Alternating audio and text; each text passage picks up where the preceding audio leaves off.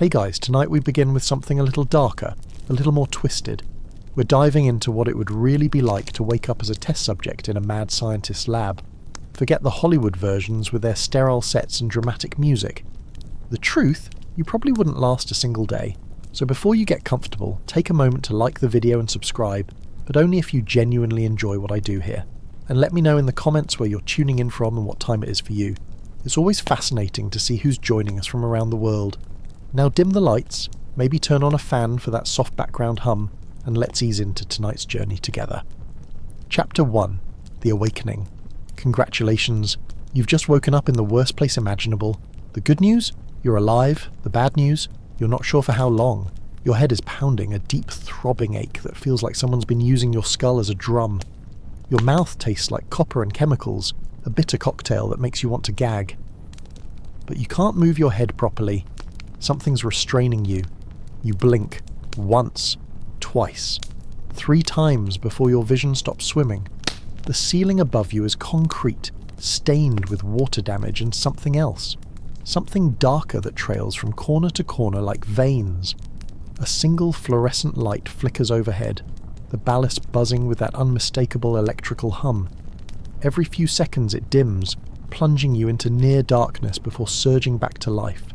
You try to lift your arms. They don't move. Panic hits you like ice water. You're strapped down. Thick leather restraints bind your wrists to a cold metal table. Your ankles too. The leather is old, cracked in places and stained with God knows what. You can feel the metal beneath you, frigid against your back, seeping cold into your bones. The table is slightly tilted. You're not quite horizontal. Your head is elevated just enough to see down the length of your body. You're wearing some kind of hospital gown, thin and papery, offering zero warmth and even less dignity. Your feet are bare, dirty. When did they get dirty? That's when the smell hits you. It's not just one smell. It's a symphony of awful, chemical disinfectant trying and failing to mask organic decay, formaldehyde, ammonia, bleach, and underneath it all something sweet and rotten, like fruit left to ferment in a hot car. Like meat gone bad in a broken freezer. Your stomach lurches. You fight the urge to vomit because you're on your back, and that would be very, very bad. The room around you slowly comes into focus. It's larger than you initially thought. The walls are concrete blocks, painted institutional green in some distant past. Now the paint is peeling, revealing layers of different colours underneath like geological strata. There are stains everywhere. Rust-coloured streaks, dark splashes, handprints. To your left, a row of metal. Cabinets lines the wall, some doors hang open, revealing shelves packed with jars, glass jars filled with liquid and shapes. You can't quite make out what's floating in them from this angle, but your brain is screaming at you not to look too closely. To your right, a long counter covered with equipment. Beakers and burners, tubes and wires, computer monitors displaying readouts you don't understand, and tools. So many tools. Scalpels and saws, clamps and forceps. Some are clean and organised. Others are scattered, still stained with use. Behind you, you can hear something. A rhythmic sound. Drip, drip, drip. Water? You hope it's water. And straight ahead, across the room, there's a door. Heavy steel with a small window reinforced with wire mesh. It's closed, but you can see light beyond it. And movement. A shadow passing by. Someone knows you're here. Your heart is hammering now. Your breath comes in short, sharp gasps that fog in the cold air. Yes, it's cold. So cold you can see your breath. But you're also sweating. Fear sweat. The kind that makes your skin clammy and your gown stick to your body. You try to remember how you got here. The last thing you remember is... what? Walking home? Getting into your car? Meeting someone?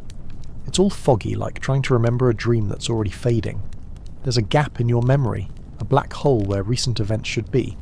And then you notice something else. Your arm. Your left arm. There's an IV tape to it, the cannula inserted into the vein at your elbow. The tape is yellowed. Old. The tube leads up to a bag hanging on a pole beside the table. The liquid inside is clear, but there's a faint chemical smell coming from it. What have they been putting in you? How long have you been here?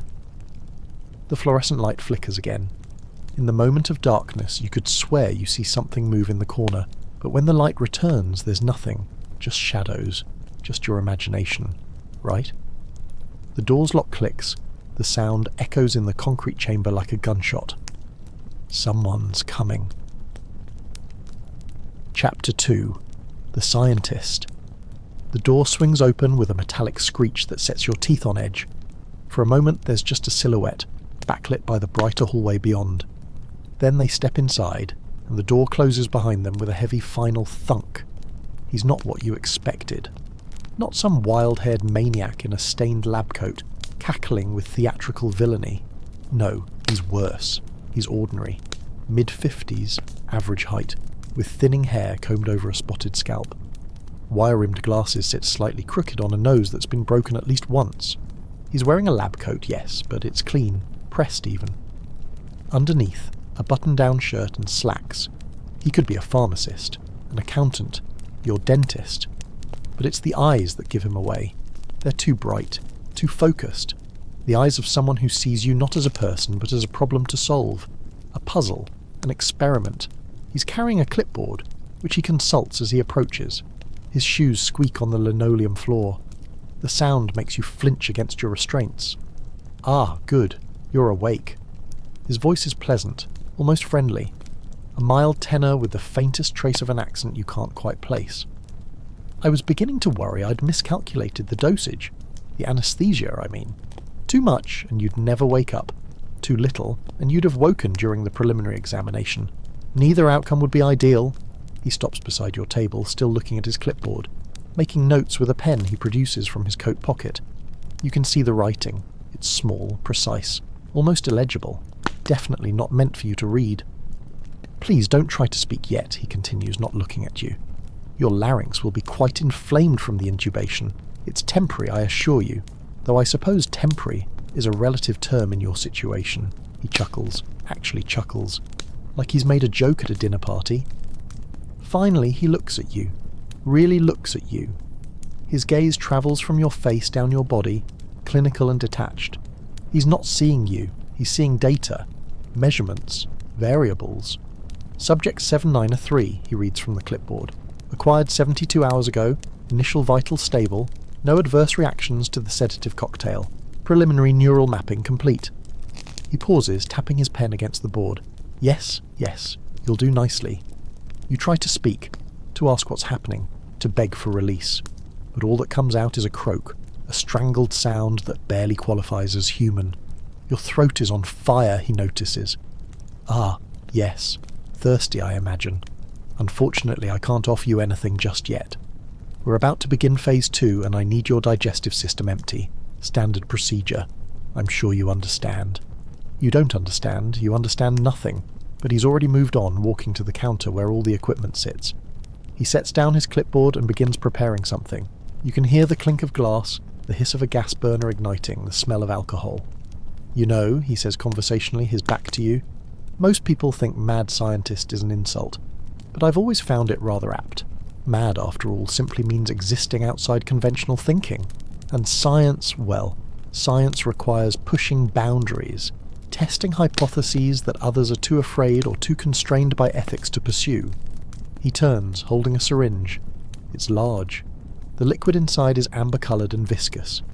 You should feel honoured, really. You're contributing to something revolutionary, something that will change everything we understand about human biology. About consciousness itself. He approaches with the syringe. You try to pull away, but the restraints hold firm. You're completely helpless. This won't hurt, he says. Then he pauses, reconsidering. Actually, that's not true. It will hurt quite a bit. But the data we gather will be invaluable. He swabs your arm with alcohol, the cold makes you shiver. Then the needle goes in. You feel it pierce your skin, slide into the muscle. He presses the plunger slowly, deliberately. The liquid burns going in, spreading through your arm like liquid fire. There we go, he murmurs, withdrawing the needle and pressing a cotton ball to the injection site. The compound should begin taking effect in approximately 10 minutes. You'll experience some discomfort, muscle spasms, elevated heart rate, possibly some hallucinations, but that's all normal, expected even. He returns to his counter, disposing of the syringe in a red sharps container. Then he starts setting up more equipment. A camera on a tripod, pointed at you.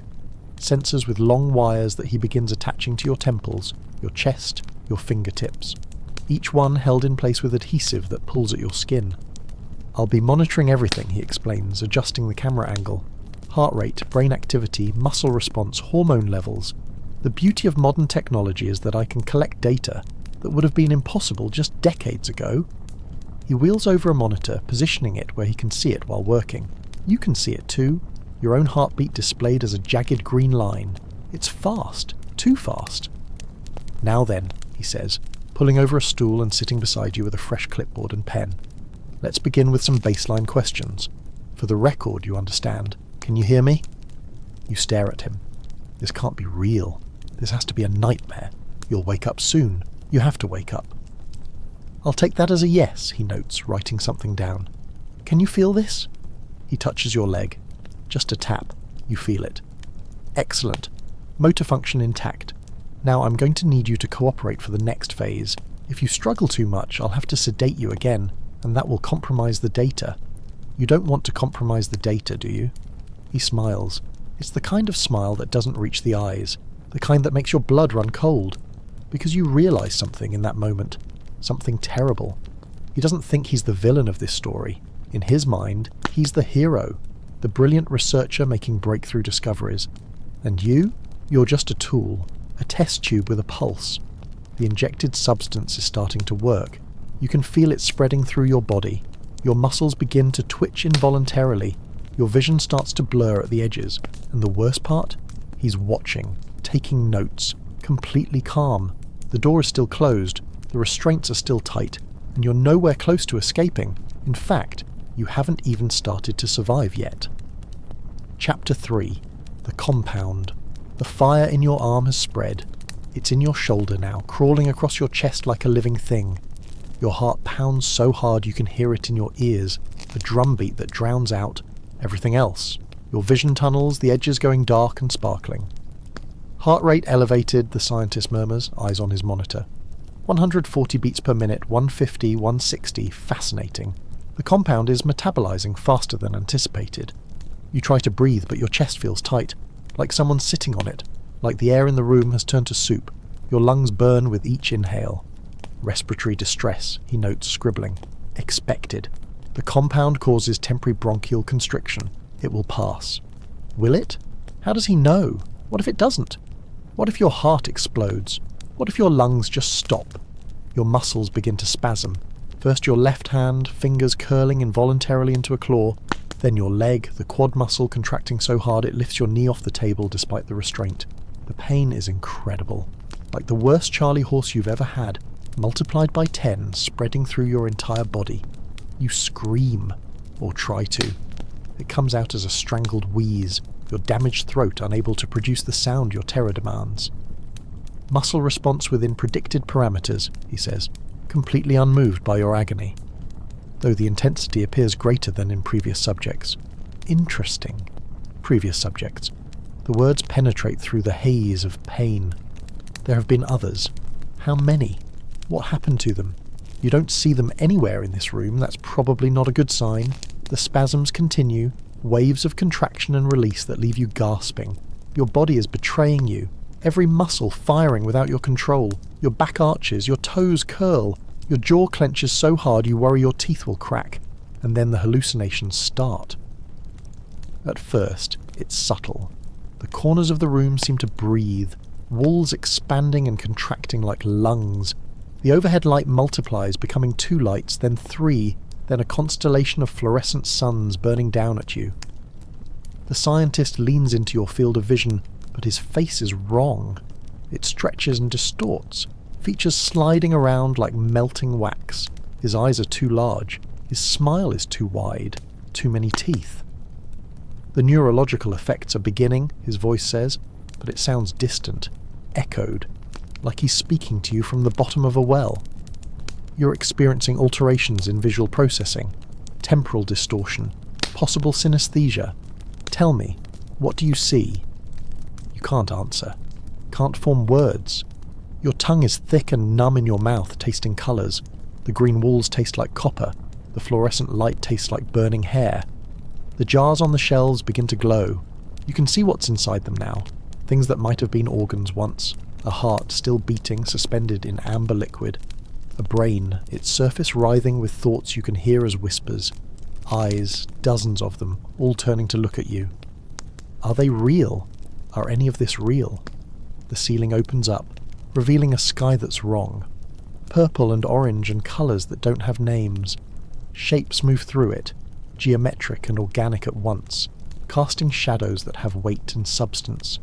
You're falling. No, you're flying. No, you're still strapped to the table, but the table is falling, tumbling through an infinite space filled with doors that open onto other doors, that open onto screaming mouths, that open onto... Subject is experiencing severe dissociation. The scientist's voice cuts through. An anchor. Something real. Peak neurological disruption achieved. Beginning cognitive assessment. He's asking you questions. Math problems. Your name. What year is it? Who's the president? Count backward from 100. But the numbers are colours, and colours are sounds, and sounds are textures, and you can't remember if you ever had a name or if names are just vibrations in the meat computer behind your eyes. Time stops making sense. Seconds stretch into hours. Hours collapse into moments. You've been here forever. You've just arrived. You're dying. You've always been dying. Everyone's always been dying since the moment they were born. 37 minutes since injection, the scientist says, and you don't know if that's true or if 37 is just a concept invented to torture you. The compound is reaching therapeutic levels. Now we can begin the real work. Real work. This was just preparation. This horror show was the opening act. He produces another syringe, this one filled with something blue, electric blue. It glows in the fluorescent light, pulsing with its own rhythm. This is the second stage, he explains, though his voice is fractured, coming from multiple directions at once. The first compound prepared your neural pathways, opened them up. This one goes much deeper. It crosses the blood-brain barrier and affects the hippocampus, the amygdala, the prefrontal cortex. It will allow me to map your fear response at neurological level, to understand what makes you fundamentally you. He's going to inject fear directly into your brain, weaponize terror in liquid form. The subjects who survived this stage reported experiences of profound existential dread, he continues, preparing your arm. A fear so complete, so total, that it transcends normal psychological response. One described it as seeing the face of God and realizing God is afraid too. The needle goes in, the blue liquid follows, and the world explodes into a new dimension of horror. Your mind fragments. You can feel it happening, consciousness splitting into shards, each one experiencing its own private apocalypse. You're in the room. You're in 1,000 rooms. You're in a void where rooms have never existed and never will. The scientist multiplies, becomes an army of scientists all taking notes, all watching with those two bright eyes. The equipment on the counter grows and twists, becoming machines that exist in more than 3 dimensions. All of them designed for purposes your mind can't grasp but your instincts scream away from. The table beneath you is breathing. The restraints are alive. The IV in your arm is feeding on you, drinking your blood and replacing it with something else. Something that whispers. And underneath all of it, a certainty. A knowledge that settles into your bones like frost. You're not going to survive this. But even as that thought crystallizes, another one forms. Smaller. Quieter, but somehow more powerful. Not yet. You haven't survived yet. But the story isn't over. The scientist is still talking, still taking notes, still existing in his calm clinical reality, which means you're still here, still conscious, still capable of thought, however fractured. And if you can think, you can plan. If you can plan, you can act. If you can act, you can escape. But first, you have to survive the next 5 minutes, then the 5 after that. One moment at a time. The hallucinations rage on, but somewhere deep inside, behind all the fear and pain and chemical-induced madness, a part of you remains. The part that refuses to become just another entry in his clipboard, just another failed subject. The part that's already starting to count the seconds between his movements, already noting the exact distance to the door, already calculating odds and angles and possibilities, the part that's becoming a survivor. Chapter 4. The observations. Time is broken. Has been for a while now. The scientist says it's been 4 hours since the second injection. It feels like 4 years. Or 4 seconds. Or maybe time is just a convenient lie people tell themselves to pretend the universe has order. The peak of the hallucinations has passed, leaving you wrung out and hollow. Your muscles still twitch occasionally, aftershocks from the chemical earthquake, but you can think again. Sort of. Thoughts come slowly, like wading through mud, but they come. The scientist has been busy during your mental absence. The room has transformed into something from a fever dream of medicine and machinery. More sensors have been attached to your body. You count at least 15 now. They're wires creating a web that connects you to various monitors and devices. A blood pressure cuff inflates and deflates on your arm every few minutes, the squeeze almost comforting in its predictability. He's set up a mobile workstation beside your table, laptop, tablets, a small printer that occasionally whirs to life and spits out graphs and charts. He's created a mountain of paperwork, all of it about you, your body, your brain, your breaking points. Subject exhibits remarkable resilience, he says, more to himself than to you. He's been doing that, narrating his observations like you're not even here. Neurological recovery faster than subject 787 but slower than 791. Interesting. Possibly correlated to initial body mass. We'll need to control for that variable in future. Trials. Future trials. More people in more tables. Unless you can stop him. But you can barely move. The restraints are as tight as ever. Your body feels like it's made of wet paper. And he's right there, watching. Always watching. You know, he says, suddenly looking directly at you, you're probably wondering why. They always do, at this stage. Why you? Why this? What's the purpose? You stare at him. Your throat still hurts, but you manage a sound. Not quite a word, but close enough. He smiles, interpreting it as curiosity. It's actually quite simple. The human brain is the most complex structure we know of in the universe. 86 billion neurons, each one forming thousands of connections, and yet we understand so little about it. About how consciousness emerges, about how memory works, about what happens to the self under extreme conditions. He stands, stretching his back. Even mad scientists get stiff from sitting too long. Traditional research is so limited. Ethics boards, informed consent, restrictions on what can and cannot be done. But those restrictions, they prevent real breakthroughs, real knowledge. He walks to the shelves with the jars, picks one up, holding it to the light. You can see what's inside now, with your cleared vision. It's a brain, a human brain, perfectly preserved, floating in amber liquid.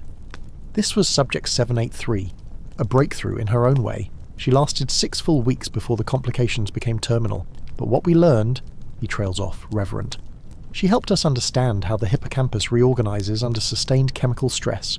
Revolutionary work. She should be proud. He says should be, like she might still have opinions on the matter.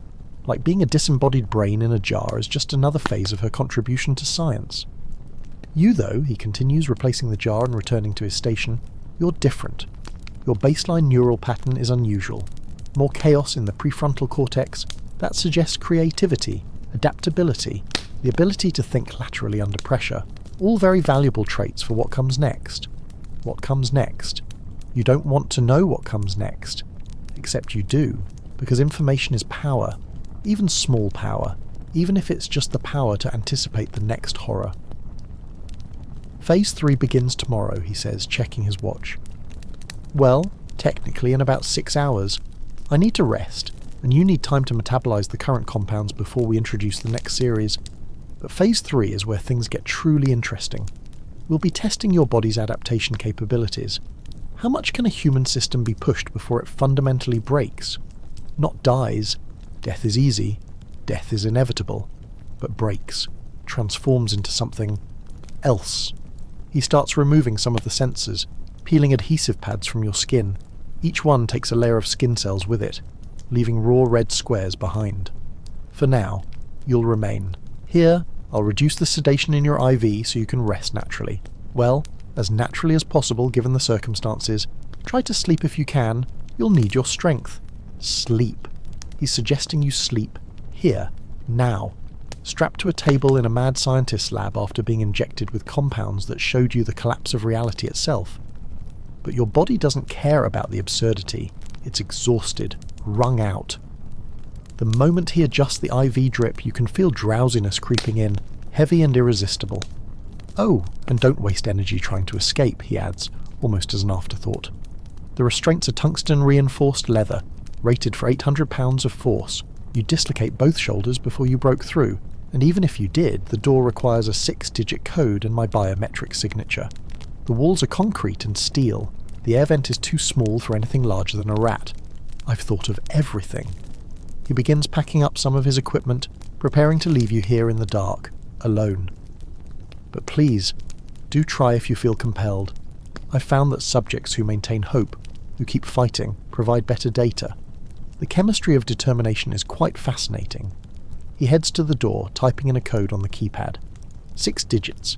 You catch 2 of them, a 3 and a 7, but he's standing in a way that blocks your view of the others. The door buzzes and clicks open. Sweet dreams 7903, he says, and actually waves, like your colleagues parting after a productive meeting. Then he's through the door, and it closes behind him with that heavy, final sound. The lights don't turn off. They dim, but remain on, bathing everything in a sickly yellow glow. You can still see the jars on the shelves, the equipment on the counters, the cameras mounted in 3 corners of the room, red lights blinking, recording everything. Always watching. You're alone, but not alone. Never truly alone. Your heart rate is on one of the monitors he left active. You watch it slow as the sedation takes effect, from 120 to 100 to 90. Your breathing evens out. Your muscles begin to relax, no longer fighting the restraints. Sleep is coming whether you want it or not, but before it takes you, your mind does what it's been doing since you first woke up in this nightmare. It plans. The scientist made mistakes, small ones, but mistakes nonetheless. He told you about Phase 3, gave you a timeline, 6 hours. That's 6 hours to rest, to recover, to prepare. He confirmed the door code is 6 digits. That narrows the possibilities from infinite to 1 million. Still impossible, but less impossible. He removed some sensors, but not all. You're still connected to that heart monitor, to the IV drip, hardware you might be able to use if you can just get a hand free. And most importantly, he underestimated you.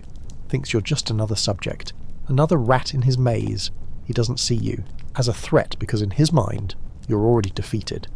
That's his biggest mistake. As consciousness fades and sleep drags you down into its chemical embrace, one thought remains crystal clear.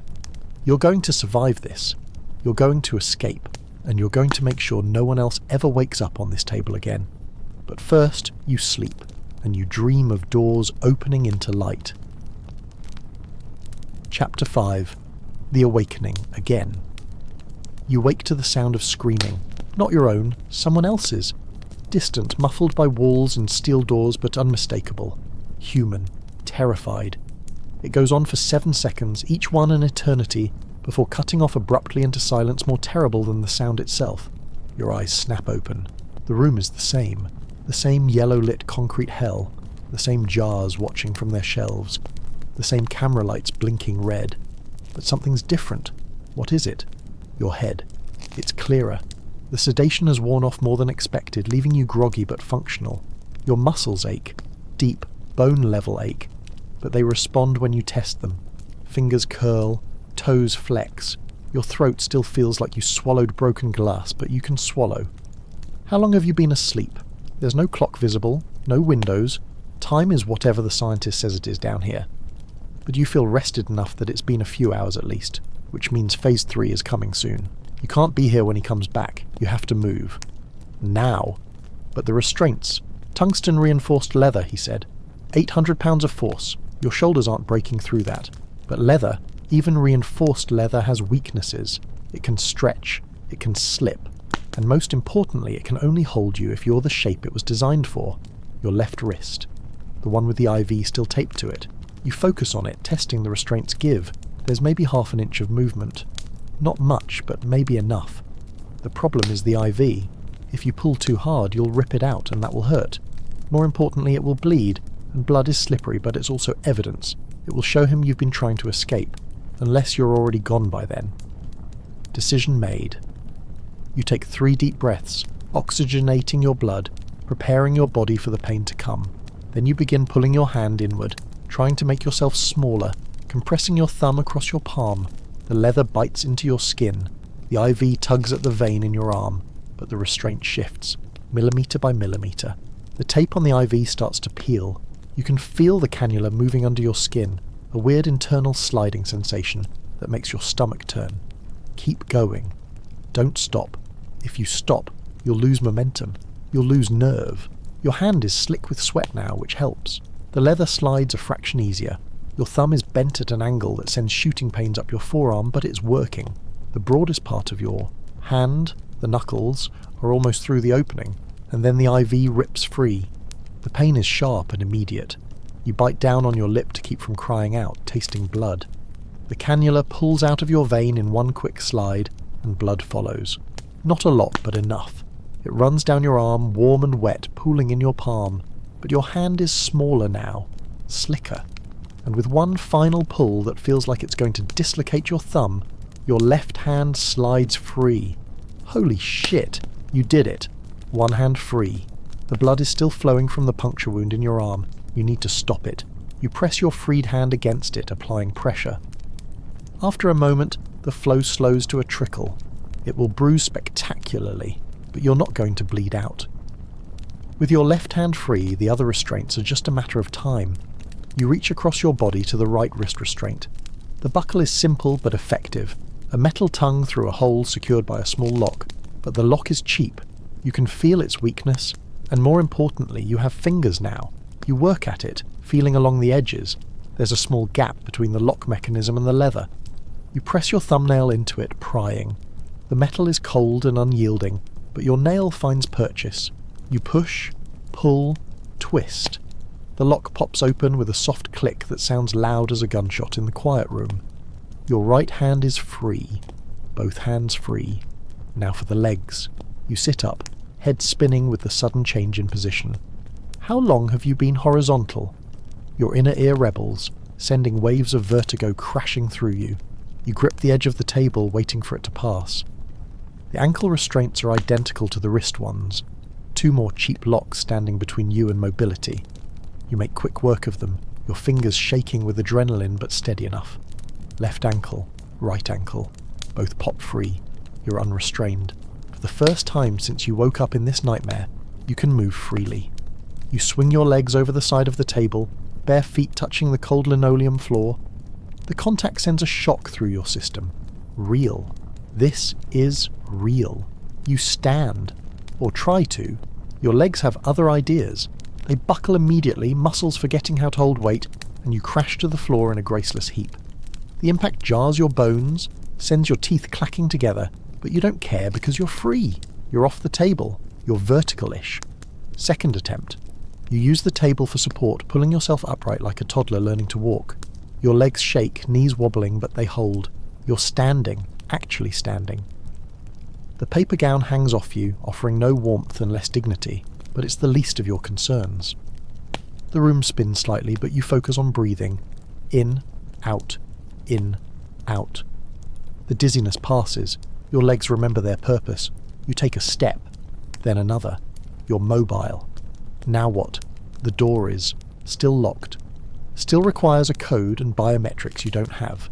But you're not on the table anymore, which means you can explore, search, find something, anything that might help. You start with the counter where the scientist does his work. The equipment is sophisticated. Computers, tablets, machines with purposes you can only guess at. But there, beneath a sheaf of printouts, you see it. A ring of keys. Small ones. Cabinet keys. You snatch them up, hands trembling. The cabinets. Maybe there's something in the cabinets. Tools, weapons, information.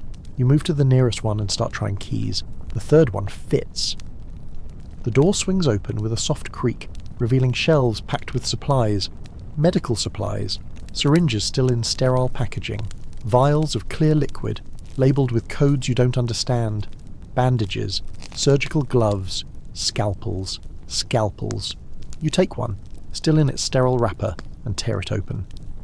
The blade gleams in the yellow light. Small, sharp, and suddenly the room feels a little less like a prison. You're not defenceless anymore.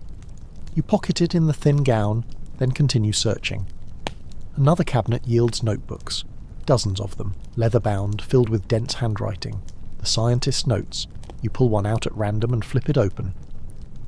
Subject 791. Death occurred at Hospital 33 following catastrophic organ failure. Liver enzymes elevated 400% above baseline. Renal shutdown complete. However, neural activity persisted for an additional 7 minutes post-mortem. Extraordinary. The consciousness appears to linger even as the vessel fails. We'll attempt to replicate with 792. Your stomach turns. You slam the notebook shut. These aren't just notes, they're obituaries. Death certificates written by the man who caused the deaths. And there are dozens of these books. How many people? How long has he been doing this? You shove the notebook in your gown anyway. Evidence. If you get out, when you get out, this is evidence. The next cabinet contains something unexpected. Clothes. Real clothes, folded neatly on shelves. Different sizes, different styles. They're the clothes of the subjects, the people he's taken. You recognise the type. Jeans, t-shirts, sweaters. Normal clothes from normal people who had normal lives until they didn't. You grab the first things that look like they'll fit. A pair of jeans that are too big in the waist but close enough. A black t-shirt with a faded band logo. Socks. Shoes. Sneakers that are half a size too small but infinitely better than bare feet. You strip off the hospital gown and dress quickly, your movements jerky with urgency. The clothes smell like storage and chemicals, but they're warm, protective. They transform you from a victim into a person again. Someone who can run, who can fight. You're searching the third cabinet when you hear it. Footsteps. Distant but approaching. The distinctive squeak of shoes on linoleum. Coming closer, he's coming back. Your heart rate triples in an instant. You're out of the restraints, dressed, armed with a scalpel. But you're also weak, still recovering from the compounds he injected. And he's prepared. He knows this facility. He probably has weapons, contingencies, procedures for escaped subjects. The footsteps are getting closer. You can hear them clearly now. A steady pace. Unhurried. He doesn't know yet. He's expecting to find you exactly where he left you. Restrained. Helpless. Waiting for Phase 3. You have seconds to make a decision. Option 1. Hide. There are shadows in this room, corners where the light doesn't quite reach. You could conceal yourself, wait for him to enter, then slip out when his back is turned. It's the safe play. The quiet play. Option 2. Ambush. He's coming through that door expecting nothing. You could position yourself beside it, scalpel ready. One chance to disable him, take his keycard, get the door code. It's risky. If you fail, if he overpowers you, it's over. Option 3. Barricade. Use the furniture, the equipment, anything you can move to block the door. Buy time. Find another way out. Except he already told you there is no other way out. The vents are too small. The walls are concrete and steel. The footsteps are almost here, right outside the door. You make your choice. You move to the side of the door, pressing yourself against the wall where you'll be hidden when it swings open. The scalpel feels impossibly small in your hand. A surgical blade against a man who has killed dozens, but it's sharp, and surprise is a weapon too. The lock beeps, the code being entered. 6 beeps in rapid succession. You strain to hear, to memorize the pattern, the rhythm.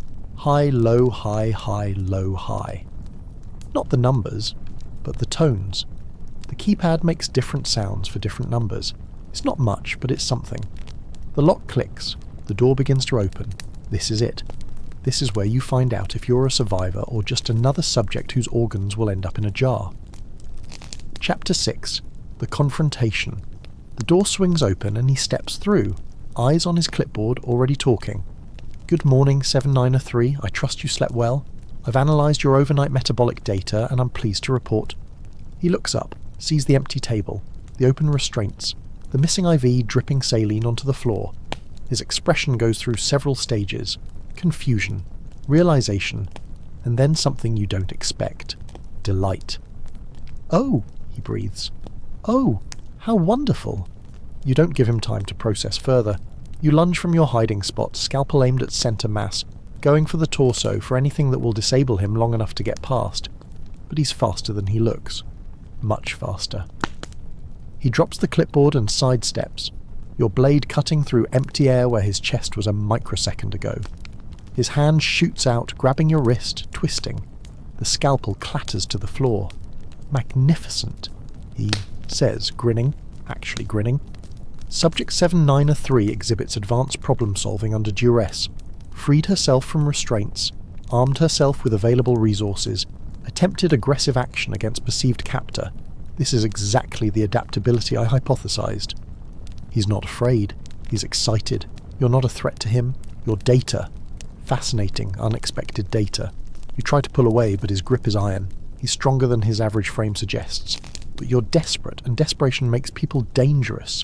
You kick out, aiming for his knee. Your too small sneaker connects with a satisfying crunch. He grunts, grip loosening just enough. You tear free and run. Not for the door. He's between you and it, but deeper into the lab. You need space, distance, time to think.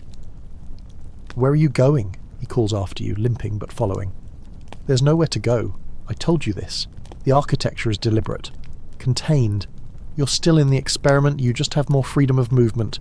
Think of it as an enrichment activity. You're scanning the room as you move, looking for anything useful. The cabinets you already searched, the equipment on the counters, the table you were strapped to, the jars on the shelves, the jars. An idea forms. Terrible, but possibly effective. You grab one of the jars, the one with the brain because it's the largest, the heaviest, and hurl it at him with everything you have. He tries to dodge, but the confined space works against him. The jar catches him on the shoulder, shattering. Glass and formaldehyde and brain tissue explode across his lab coat. He stumbles, slips in the spreading liquid, goes down on one knee. That was Subject 783, he shouts, and for the first time there's genuine anger in his voice. Months of preservation. Irreplaceable data. You don't wait to hear more. You run for the door. It's still open. He left it open in his shock at seeing you free. It's 10 feet away. 8. 6. He tackles you from behind. You both go down hard, sliding across the formaldehyde-slicked floor. Your chin hits linoleum and splits open. You taste blood, different from earlier, fresher, more urgent. He's on top of you, pinning you, his weight crushing the air from your lungs. He's panting, face red, glasses knocked askew. The pleasant mask has cracked. Underneath is something colder, more honest. You've just made this so much more difficult, he says, and contaminated my samples.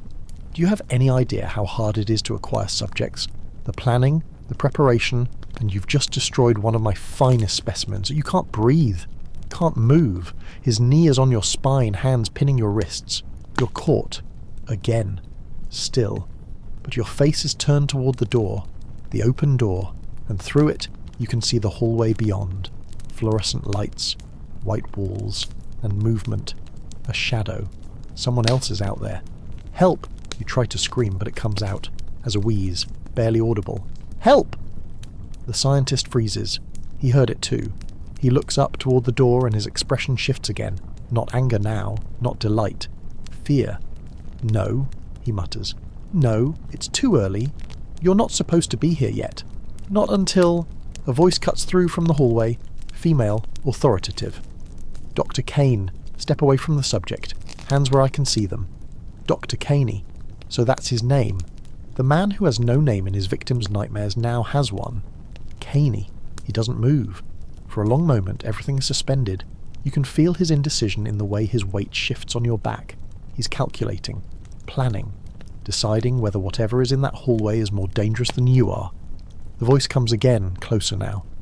I said, step away, Doctor. This is your final warning. He releases you suddenly, standing and backing away with his hands raised. You gasp, pulling air into your compressed lungs, rolling onto your side to see what new horror has entered your nightmare.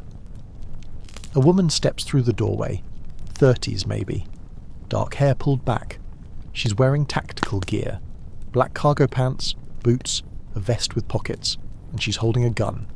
Not a small gun, a serious gun, held with the confidence of someone who knows how to use it. But something's wrong. She's not police. The gear is unmarked, no badge, no identification. And the way she's looking at Dr. Kane, it's not with the disgust you'd expect. It's complicated, frustrated, almost disappointed. "You couldn't wait, could you?" she says to him. "We had a schedule. Phase 3 wasn't supposed to begin until I arrived. That was the agreement." Agreement. The word lands like a stone in your stomach. She's not here to rescue you. She's part of this. Dr. Caney adjusts his glasses, regaining some composure. Subject 7903 displayed unexpected initiative. I was merely adapting to emerging variables. By letting her nearly escape? By destroying samples? The woman gestures with the gun, not pointing it at him, just emphasizing. This is exactly why I insisted on protocol. You get excited, you rush, you make mistakes. I make breakthroughs, he counters, defensive now. You make sure the funding continues. There's a difference. They're arguing. About you. About protocol and schedules like this is a business meeting and you're the agenda item under discussion. And you're still on the floor, bleeding from your chin, trying to process what this means. The woman's eyes flick to you. Cold assessment. She's damaged. Lacerations. Probable contusions. Was this necessary? She attacked me, Dr. Kane says, like it's the most unreasonable thing in the world. Look at my shoulder. She threw 783 at me. Barbarian, the woman sighs, the kind of sigh that comes from deep exhaustion. Get her back on the table. Restrain her properly this time. I'll prepare the Phase 3 compounds while you clean up this mess. She looks around at the broken jar, the spreading formaldehyde, the chaos. We're behind schedule because of this. The buyers are expecting results by Friday. Buyers. Results. This isn't just a mad scientist private obsession. It's organised. Funded. There are buyers. Multiple people involved. This is bigger than you imagined. Dr. Caney moves toward you. You try to scramble away, but your body is done. Empty. You've used everything you had, and it wasn't enough. Not even close. No, you manage. No, please. Shh, the woman says, finally pointing the gun at you. Make this easy. You're valuable. We don't want to damage you further, but we will if necessary. Dr. Kane grabs your arm, pulling you up. You're boneless with defeat. He's won. They've won. You never had a chance. This was never about one mad scientist in a basement lab. This is an operation. Professional. Experienced. He's dragging you back toward the table when the lights go out. Not dimming. Full blackout. Sudden and complete. The only illumination comes from the emergency exit signs in the hallway, casting everything in a dim red glow. What? The woman starts, and then the alarm starts screaming. Not the building fire alarm. Something else. A deeper sound. An urgent, pulsing wail that vibrates in your chest. The woman's radio crackles to life. A male voice, panicked. Breach. We have a breach on level 3. Multiple subjects loose. Repeat. Multiple. Static. Then nothing. In the red-tinged darkness, you see the woman's face go pale. That's impossible. The containment protocols are clearly insufficient, Dr. Kane snaps. He's still holding your arm, but his attention is on the hallway now, on the sounds emerging from deeper in the facility. Sounds that might be screaming, might be worse than screaming. The woman backs toward the door, gun raised now, but not pointing at you anymore. Pointing outward, at whatever is coming. We need to evacuate now. Seal this wing and... Something runs past the doorway. Fast. Too fast to make out details in the emergency lighting. But you see enough. A shape that might have been human once. Might still be, technically. But moving wrong. Jointed in places that shouldn't joint. Making sounds that belong to animals, not people. The woman fires. 3 rapid shots that flash bright in the darkness and leave your ears ringing. The shape doesn't stop. Doesn't even slow. Just keeps running. Disappearing into the dark facility. Oh God, the woman whispers. How many did you have in containment? Dr. Kane doesn't answer. He's released your arm. Forgotten you entirely. He's staring into the hallway with an expression you recognize because you've worn it yourself. Absolute terror. How many, Doctor? The woman demands. 17, he finally says. 17 subjects in various stages of treatment. If they're all loose. He doesn't finish the sentence, doesn't need to. Whatever he's been doing to people, whatever phase, 3 and beyond entails, there are 17 examples of it now running free in this facility. The woman keys her radio. All units, execute containment protocol Delta. I repeat, protocol Delta. Full lockdown, lethal force authorized. She looks at Dr. Kane. We're burning this facility, destroying all evidence. You have 5 minutes to grab essential data. 5 minutes? I have years of research here. Samples, notes, subjects. 4 minutes 50 seconds, and the subjects are loose, so good luck with that. Another shape races past the door, then another. The sounds from the facility are getting louder, closer. Whatever containment existed is completely failing. It's chaos out there. It's hell. And you're still in this room, bleeding and battered, but also completely unrestrained and suddenly very not the focus of anyone's attention. You make your move while they're distracted, crawling at first, then standing, then running for the door. Your legs scream in protest, but obey. You're through the doorway before either of them processes what's happening. "Subject," the woman yells. "Stop or I'll..." You don't hear what she'll do because you're running. Down the hallway, away from the lab, toward or away from the other subjects you don't know, don't care. You just run. The facility is a maze of corridors, all of them identical. White walls, fluorescent lights, the ones still working, numbered doors, some open, some sealed. The emergency lighting makes everything red and wrong, shadows jumping and twisting. You pass an open door and glance inside, instantly regret it. Another lab, another table, but this one's still occupied. A figure strapped down, chest cavity open, organs visible and moving, but not like they should move. The figure's head turns to look at you, makes eye contact, mouths something that might be help or might be run. You run. Behind you, gunshots, shouting, the alarm still wailing. You're in hell. This whole place is hell. How far underground are you? How many levels? Where is the exit? You come to a junction. 3 directions. The left corridor has lights. The right corridor has blood on the walls. Straight ahead leads to stairs going up. You take the stairs, climbing, taking them 2 at a time, despite the pain in your legs. Up 1 flight. 2 flights. 3 flights. You burst through a door into another corridor, and this one is different. The walls are painted, there's carpet on the floor, windows in the doors. This is an upper level, closer to the surface, closer to escape. You can see an exit sign at the end of the hallway, glowing green, beautiful green, the most beautiful thing you've ever seen. You run toward it. You're 10 feet from the door when someone grabs you from behind, an arm around your throat, cutting off your air. You thrash, kick, but the grip is unbreakable. You're lifted off your feet. "Easy," a voice whispers in your ear. Male, young. "Easy, I'm not going to hurt you. Are you from the labs?" You can't answer, can't breathe. You claw at the arm around your throat. He loosens his grip slightly. "Are you from the labs?" he repeats. You nod frantically. "Me too," he says, and releases you. You stumble forward, gasping, turning to face him.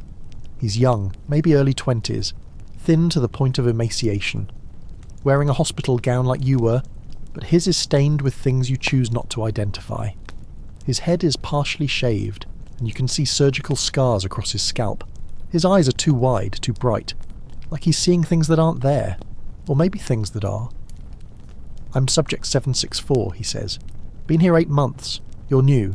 You're lucky. Still look human." He laughs, but it's broken. Shattered into pieces that don't fit together anymore. "They did things to my brain. Showed me things. Colours that don't exist. Sounds that taste like screaming. I can't make it stop."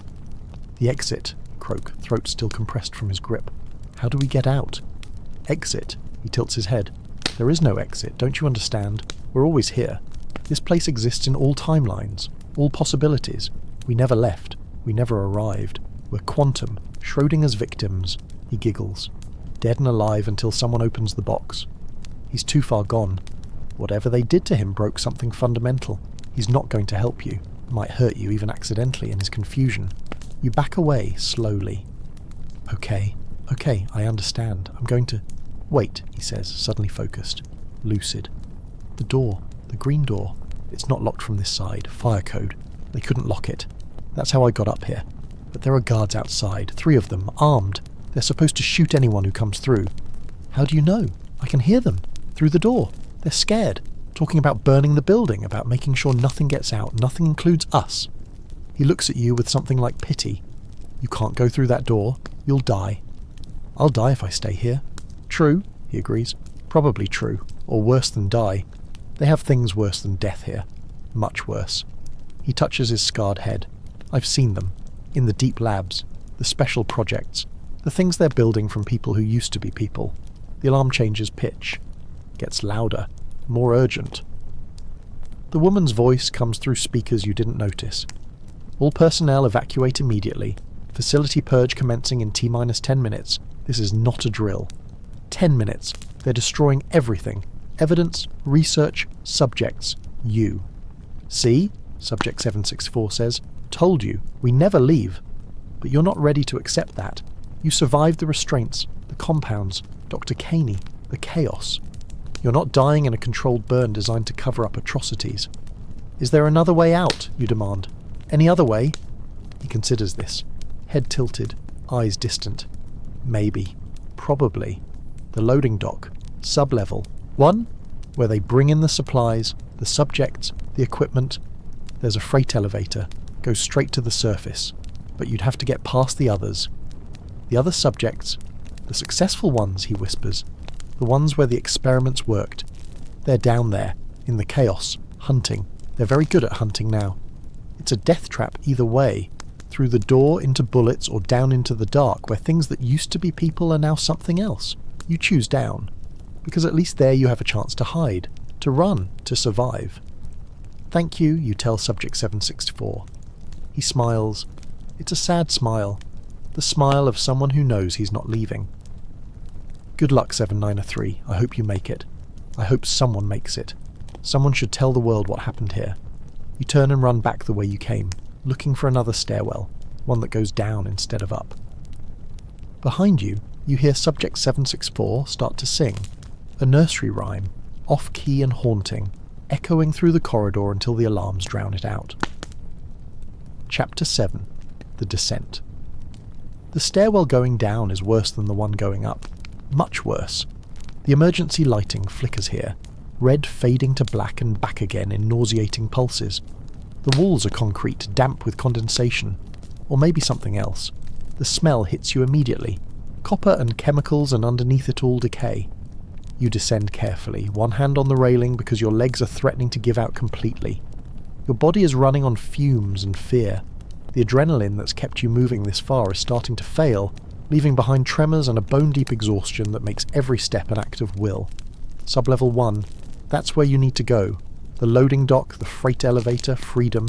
You just have to get there before the facility purges itself. You check your watch, except you don't have a watch. They took it.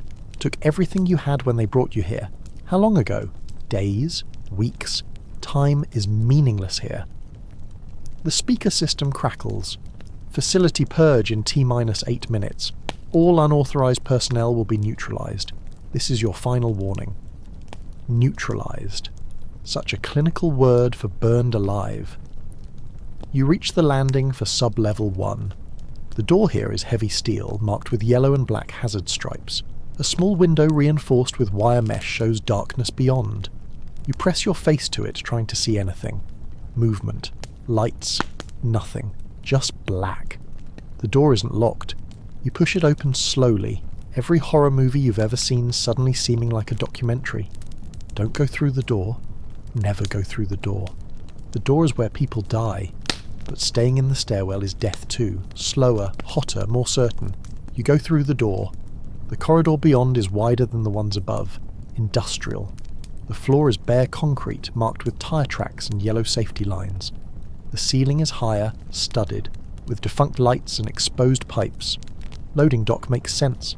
This is where trucks would come in, where deliveries would arrive, where people like you would be brought in, unconscious, packaged like cargo. The thought makes you furious. They took you, reduced you to an object, a specimen, a number. 793, like you never had a name, never had a life outside these walls. You start down the corridor, moving quickly but quietly.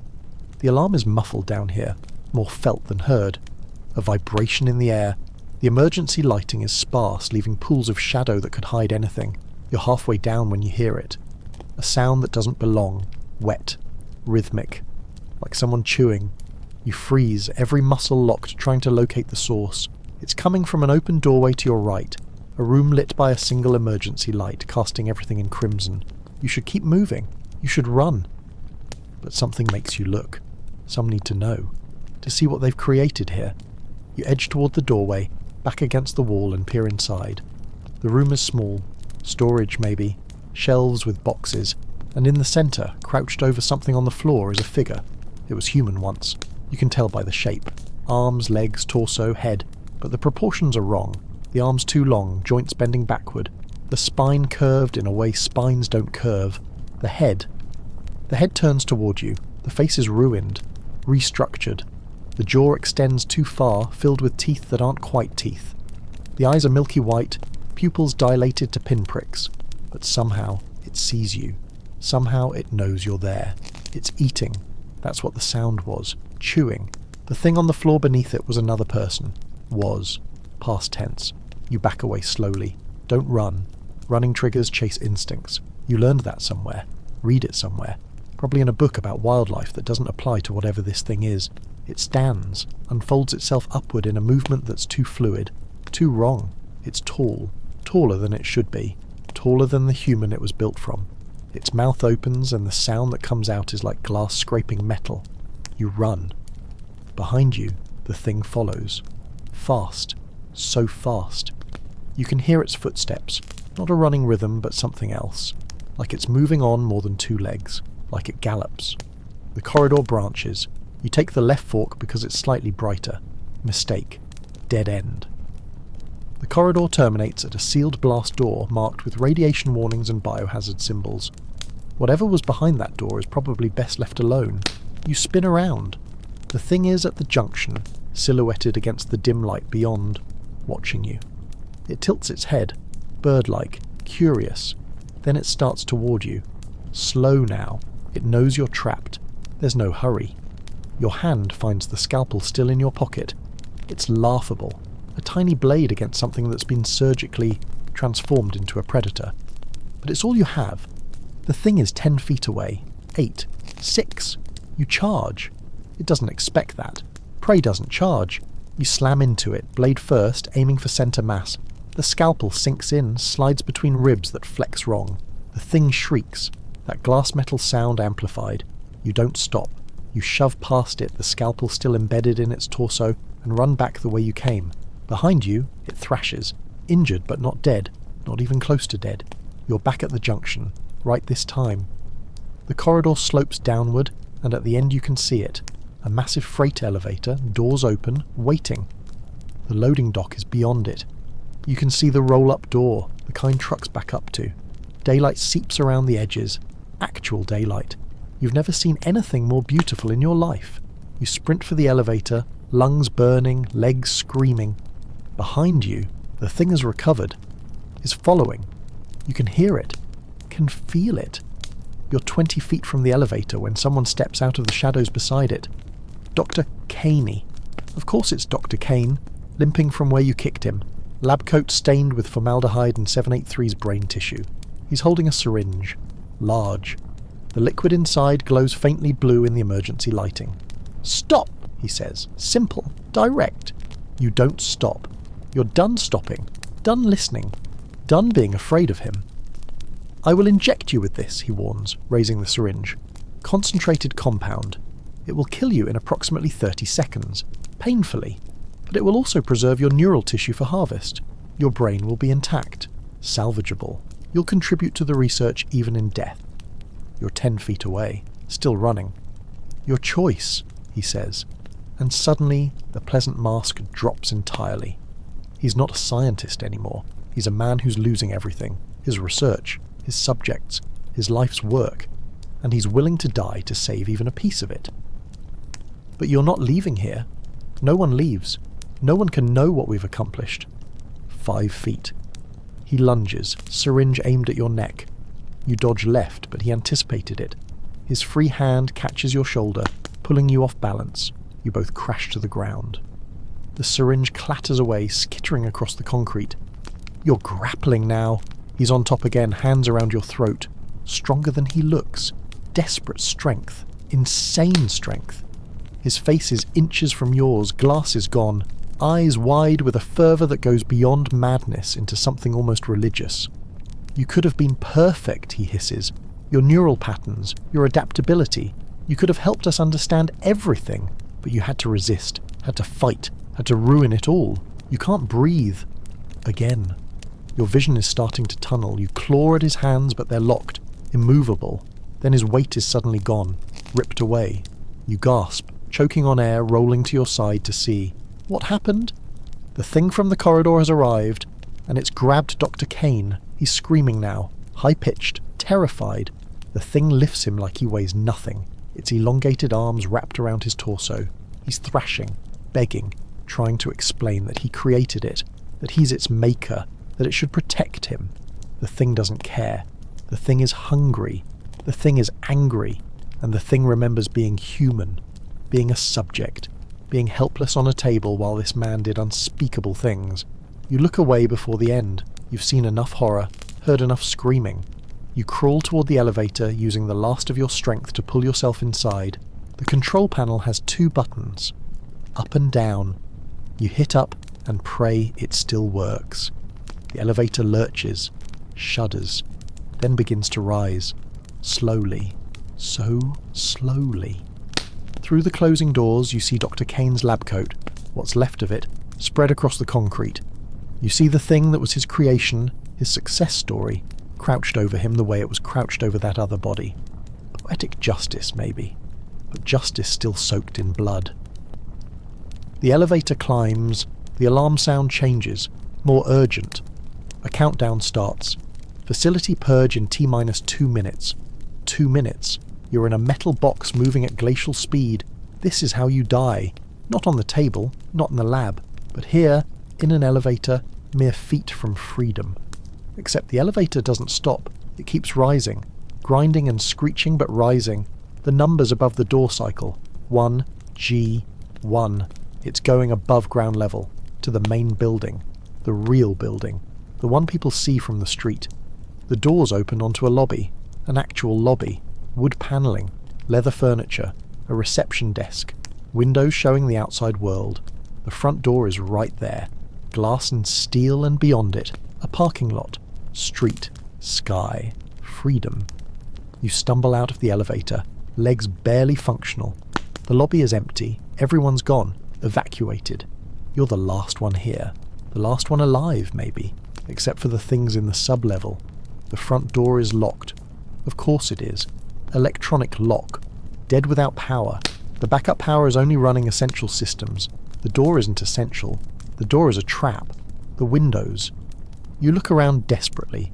There. A decorative sculpture on a pedestal. Stone. Heavy. You grab it, ignoring the pain in your arms, and hurl it at the nearest window. The glass doesn't break. It cracks, spider webbing, but doesn't break. Safety glass. Because of course it is. Facility purge in T-minus 60 seconds. 60 seconds. You pick up the sculpture again. Heavier this time. Everything's heavier. You're so tired. So done. But you're also so close. You hit the window again. Again. Again. On the 4th impact, it gives. The glass shatters outward, leaving a jagged opening. Sharp edges. You don't care. You climb through, feeling the glass tear your borrowed clothes, cut your skin. More blood. Always more blood. But you're through. You're outside. The parking lot is empty. The building behind you is ordinary. Office building. 3 stories. Grey. Forgettable. You've probably walked past 100 buildings like it and never wondered what was inside. Never imagined the hell beneath. You run. Your body protests. Your legs threaten to collapse. You run anyway. Across the parking lot, past empty cars, toward the street, toward people, toward civilization, toward safety. Behind you, the building, nothing. No explosion. No fire. Just silence. The purge, whatever it was, is internal. Contained. Probably gas. Poison. Something that will erase everything inside without damaging the structure, without alerting me and anyone outside, including you. You don't stop running. The streets are empty. Shadows of cars and lampposts stretch long in the early morning light. Your lungs burn. Your legs shake. Your hands are sticky with blood, glass cuts, and God knows what else. Every nerve screams at you to look back, to check if one of those things made it outside. But you keep moving forward. Forward is life, back is death. A faint sound reaches you. Sirens, distant. Or maybe just your imagination. You keep going, turning a corner, ducking into an alley, trying to put the building out of sight, out of mind. The world feels impossibly quiet. Too quiet. You're hyper-aware of every sound, your own ragged breathing, your footsteps echoing off brick walls, a distant dog barking, the hum of traffic somewhere far away. And then you see movement up ahead. A shadow detaches itself from the wall. You freeze, heart in your throat. It's not a thing this time, not like the sub-levels, not Dr. Kane, not a twisted subject. It's human. A man steps into the light. Early 30s, plain clothes, tired eyes, a badge hanging from his belt. He raises his hand slowly. Hey, calm down. You're safe now. It's over. We've contained the facility. You stare at him, trembling, bloodied, barely standing. Safe? Over? The words don't compute. Over for him, maybe. Over for everyone still inside. Over for those things. He takes a step closer. I'm with emergency containment. We got the alarm, evacuated the nearby areas. You're the only one we've found so far. Are you alone? Alone. In a sense, yes. Alone in knowing what went on, what was done to people. Alone in surviving, alone in trauma too deep to even name. You nod, unable to speak. Words fail. You can barely even breathe. He gestures toward a car parked nearby. We need to get you out of sight. Medics are on their way. You need treatment. You need... He stops, noticing your cuts and blood. Everything. But first, you need to get somewhere safe. You follow him without thinking. Legs weak, every movement a protest. The world outside the facility is calm, mundane, ordinary. The sun rises higher, indifferent to what happened beneath the grey office building. And yet you know the horrors of Sub-Level 1, the labs, Dr. Caney, the Phase 3 subjects. They aren't finished, not completely, not ever. The things that walk the halls might be gone, but the memory, the knowledge, the sheer terror, they've attached themselves to you permanently. As the emergency vehicle disappears around the corner, you glance back at the building. Ordinary from the outside, a nightmare within. A labyrinth of pain, experimentation, and human cruelty. A place that will never ever let you forget what it did. You are 793, survivor, witness, numbered, experimented on, and yet somehow still alive. And that survival is only the beginning. The medic van smells of antiseptic and something faintly metallic. You sink into the seat, finally letting your body surrender, though your muscles still twitch, still scream from the stairs, the corridors, the chase. Every cut, every bruise throbs with reminders of the facility and what you survived. Hold still, one of the medics says. You barely hear him. Your mind is still underground, still in those hallways, still hearing the things you ran from. The cuts are cleaned, bandaged, stabilised. No time for anaesthesia. There's urgency in every movement. You're lucky, the medic mutters. Most don't make it out at all. You're a miracle, really. You don't respond. Luck isn't the right word. Survival doesn't feel like luck. It feels like fire, teeth, desperation, and a refusal to stop moving even when your body screamed. Somewhere outside, helicopters pass overhead. Distant sirens. The building is cordoned off. Emergency crews everywhere. You catch glimpses of the ordinary world outside, people going to work, morning traffic, a dog walker. The sun is bright, almost painfully so, washing over the city that has no idea what happened just a few floors beneath one of its most mundane office buildings. The medics strap you to a stretcher for transport. You notice the young man from the sub-level, Subject 764, hasn't followed you. Did he escape? Did he stay? Did they contain him? Or him and the others like him? You don't know. And you don't want to think about it. Not yet. Your brain is still raw from the horror, not ready to process every detail. At the hospital you're examined in a secure wing. Doctors and psychologists ask questions. Your answers are fractured, disconnected. You describe the lab, Dr. Kane, the compounds, the experiments. They take notes, nod, sometimes frown, but the weight of disbelief is heavy in the air. It's too much, too horrific, too unreal for words. You're safe now, one of the psychologists says gently, though her eyes are haunted. But you're not going to forget this, and that's okay. We'll help you work through it. Safe. A word that feels wrong. The memory of what you saw, of what you felt, of what you were, refuses to let you accept safety. You were a number, a subject, a piece of someone else's research. And even now the images are burned into your mind. The labs, the bodies, the things that shouldn't exist. You drift into a restless sleep, nightmares waiting just behind your eyelids. Shapes twist, corridors stretch. Dr. Kane's voice echoes.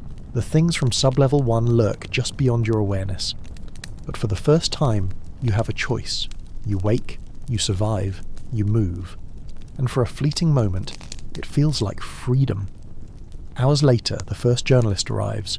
Photos, notes, questions. You're wrapped in blankets, your bandages stark against pale skin. Cameras flash. The reporters' voices clash with the ambulance sirens outside. Do you realise what this means? One asks. The experiments, the subjects. People were being used like objects. Who is responsible? You look at them, at the flashes, at the questions, and your voice is hoarse, broken, but you manage to say, they're still out there. And you mean it. You saw them in the shadows of the sublevels. You heard them in the halls. You felt them in your chest when you ran. They survived, or something survived. And the network behind Dr. Kane, still operating, still watching, still waiting. Outside the hospital window the city carries on, oblivious, ordinary, and you are left in the sterile quiet, thinking of the building behind you, the experiments, the subjects, the network, and the knowledge that nothing truly ends, not for you, not for them, and certainly not for what was unleashed. You survived, but survival is only the beginning. The city looks normal, ordinary, banal, a place that has no idea that beneath one of its grey, unremarkable office buildings, unspeakable horrors unfolded. The sun shines, the wind moves, traffic hums.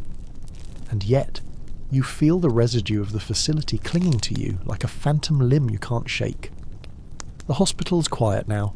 Psychologists, doctors, and law enforcement have gone over your story again and again. Some take notes. Some frown, sceptical.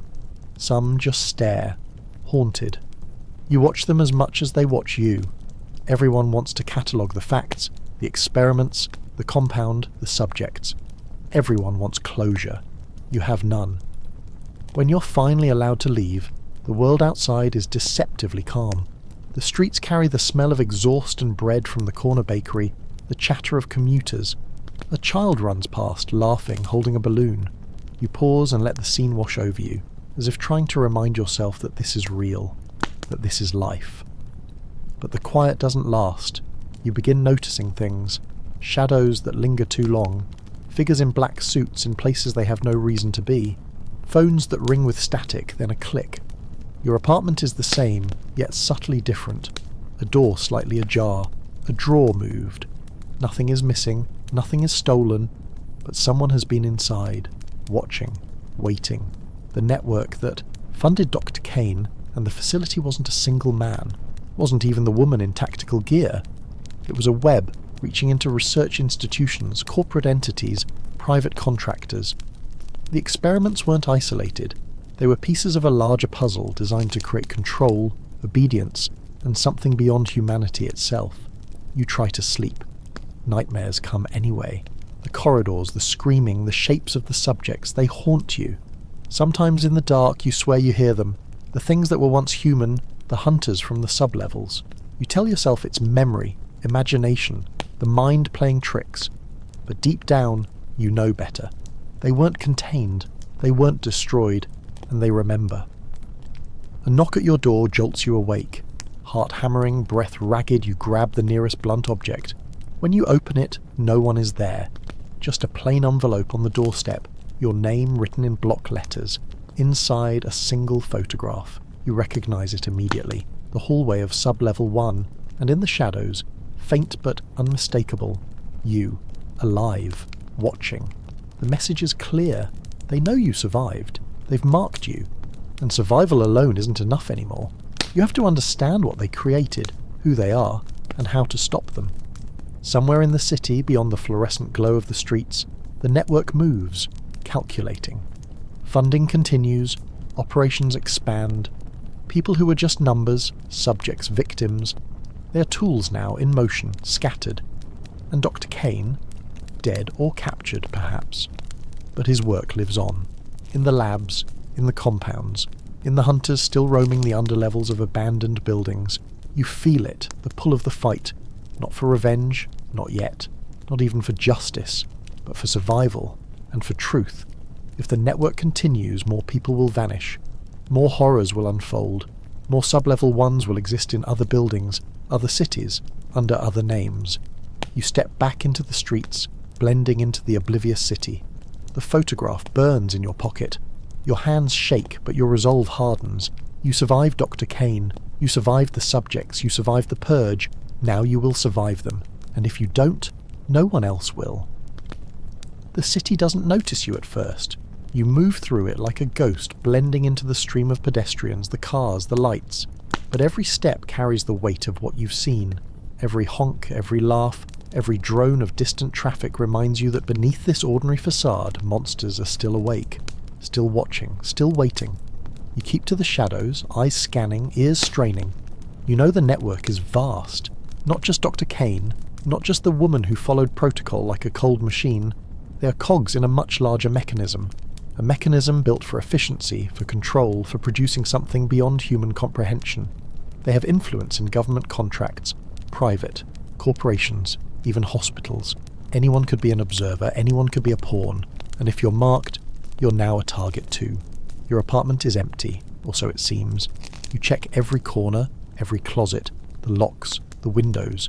Nothing moves, nothing watches. Yet the sense of being hunted doesn't leave. You feel it in the small things. The faint hum outside your window that isn't traffic. The click of a key in a lock that isn't yours. The shadows in the hallway that linger a beat too long. You are hyper-aware, alive in a way the rest of the world isn't. The photograph burns in your pocket. You look at it again. The hallway of sub-level 1, your figure visible in the darkness. But there's more. Faint markings in the corner, numbers, letters, coordinates, a message, a warning. You don't know, but you feel the pull. The need to understand, to strike back, begins to coalesce into something dangerous. A plan. Then he contacts you, not Dr. Kane, not the woman, someone else, someone unknown. The message is brief, encrypted, precise. A single line. You survived. We've been waiting. Meet me at the old observatory on the east edge of the city, midnight, alone. You don't know if it's a trap, you don't know if it's a test, but you have nothing left to lose. Your body still aches, your mind still reels from the horrors you witnessed. But if you don't move, you'll stay a prisoner, not of the facility but of fear itself. Night comes.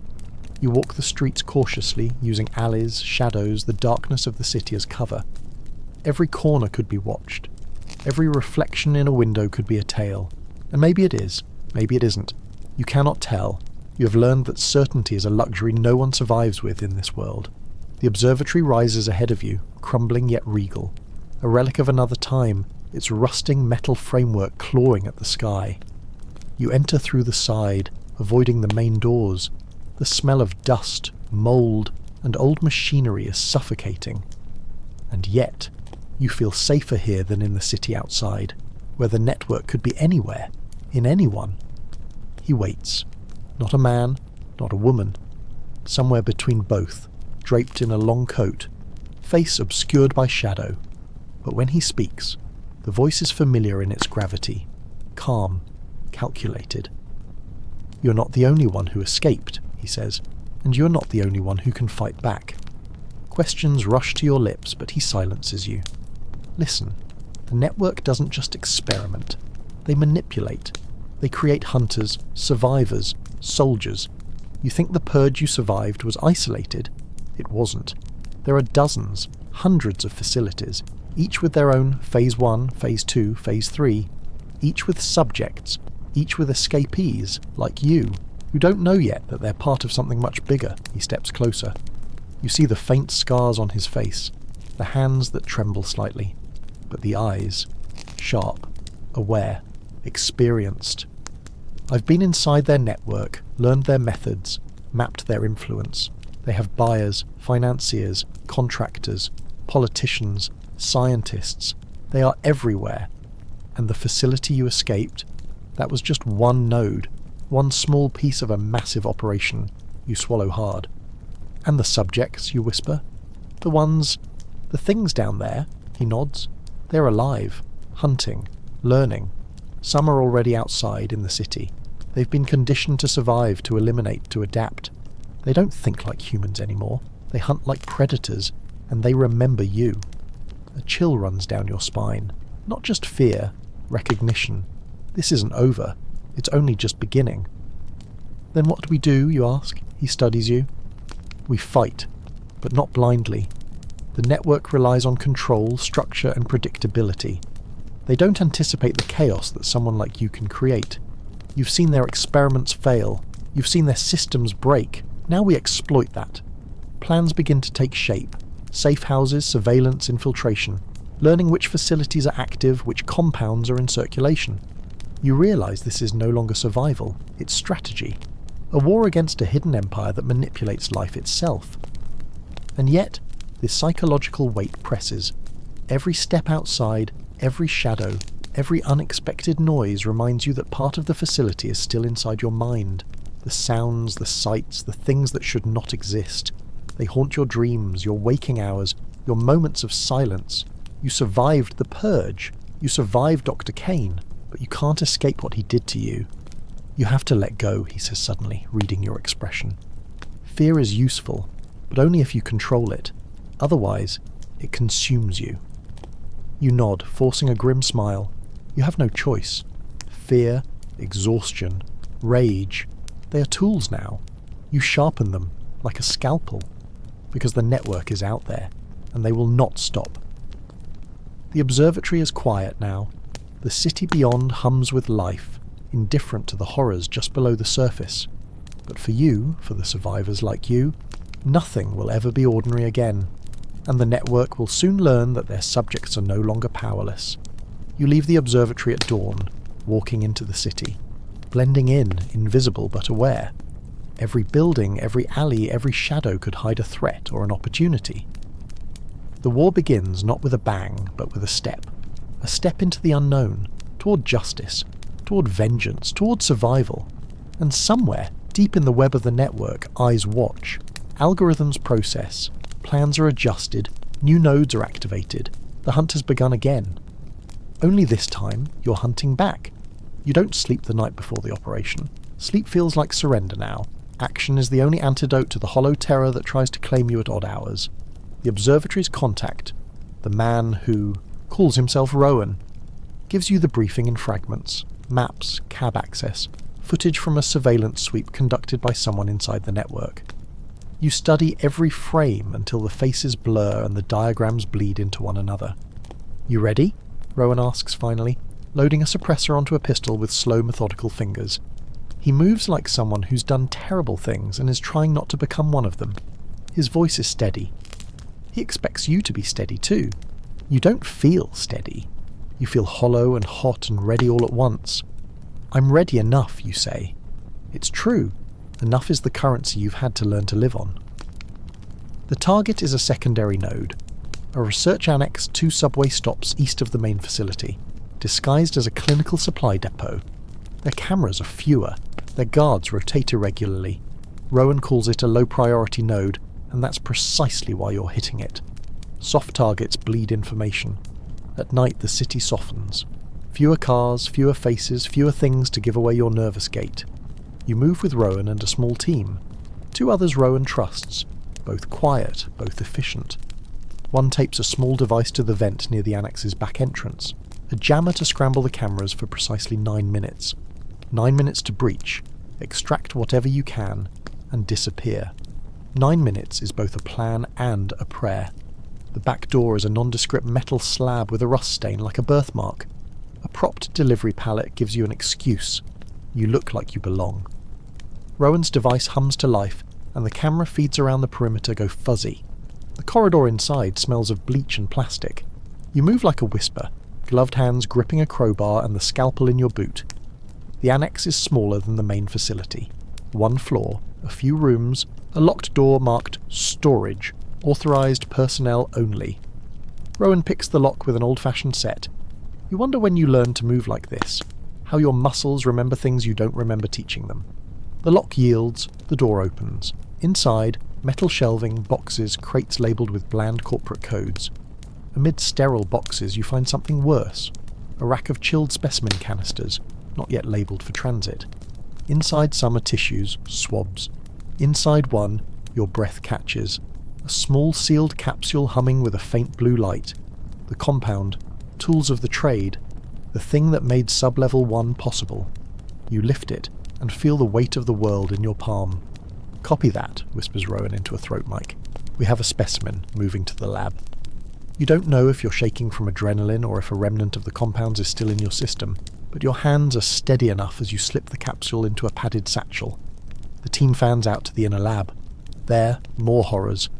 Notebooks in hard leather, Dr. Kane's handwriting in spidery script, storage, logs, lists of recipients, names, companies, contract numbers, a ledger that looks like a map if you stare long enough.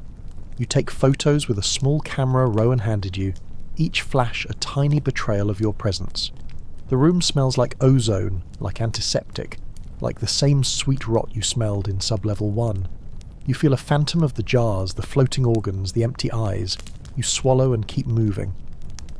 Then the alarm cuts through the hum of the annex like a blade.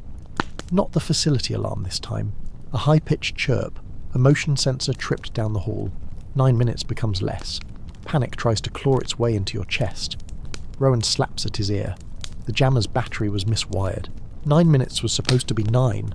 Now you only have seconds before a security sweep checks the feeds. "Go," he hisses. "Get out. Grab the ledger, get the capsule. We'll cover." You sprint. Rowan and the others sprint behind, breaking glass, throwing racks into the corridor to slow pursuit. Feet pound.